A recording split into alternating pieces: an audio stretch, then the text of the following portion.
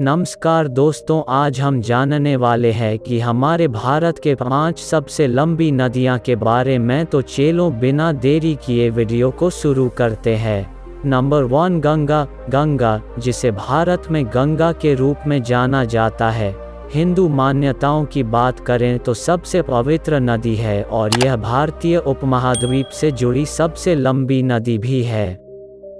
इसका उद्गम उत्तराखंड में गंगोत्री ग्लेशियर है और यह उत्तराखंड के देवप्रयाग में भागीरथी और अलकनंदा नदियों के संगम से शुरू होता है।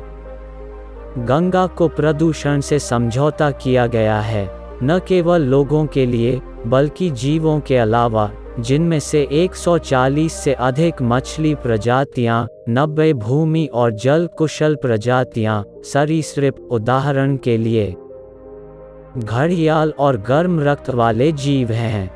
उदाहरण के लिए गंगा जलमार्ग डॉल्फिन अंतिम संदर्भित 2 IUCN की मूल रूप से संकटग्रस्त सूची में शामिल हैं।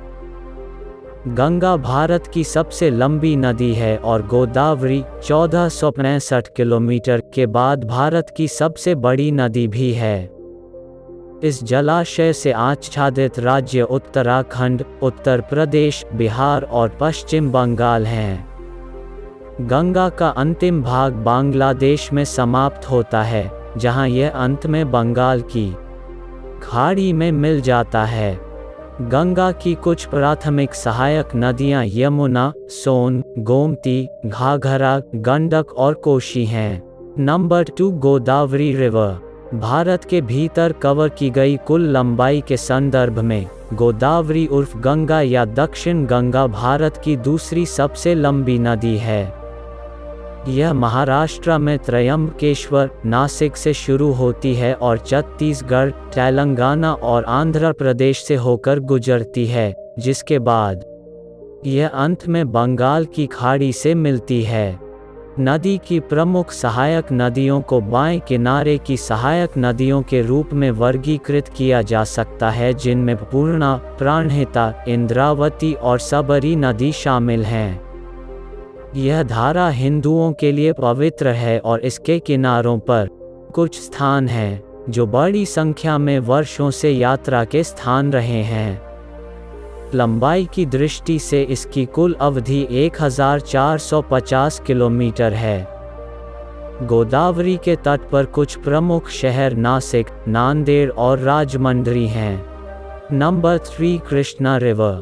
कृष्णा, जो भारत में लंबाई के मामले में भारत में तीसरी सबसे लंबी नदी है और गंगा, गोदावरी और ब्रह्मपुत्र के बाद भारत में चौथी सबसे लंबी नदी, देश की सीमाओं के भीतर जल प्रवाह और नदी बेसिन क्षेत्र के मामले में है। यह महाराष्ट्र, कर्नाटक, तेलंगाना और आंध्र प्रदेश राज्यों के लिए सिंचाई के प्रमुख स्रोतों में से एक के रूप में कार्य करता है। यह महाबलेश्वर से निकलती है और फिर इन राज्यों से होकर बंगाल की खाड़ी में प्रवेश करती है।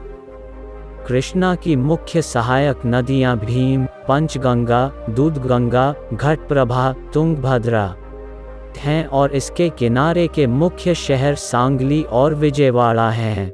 नंबर 4, यमुना नदी। यमुना को जमुना भी कहा जाता है, जो उत्तराखंड के उत्तरकाशी जिले में बांदरपूंछ चोटी पर यमुनोत्री ग्लेशियर से निकलती है। यह गंगा नदी की सबसे लंबी सहायक नदी है और यह सीधे समुद्र में नहीं गिरती है। हिंडन, शारदा, गिरि, ऋषिगंगा, हनुमान गंगा, ससुर, चंबल, बेतवा, केन, सिंध और टोन्स यमुना की सहायक नदियां हैं। उत्तराखंड, हिमाचल प्रदेश, दिल्ली, हरियाणा और उत्तर प्रदेश जिन प्रमुख राज्यों से होकर बहती हैं। नंबर 5, नर्मदा नदी।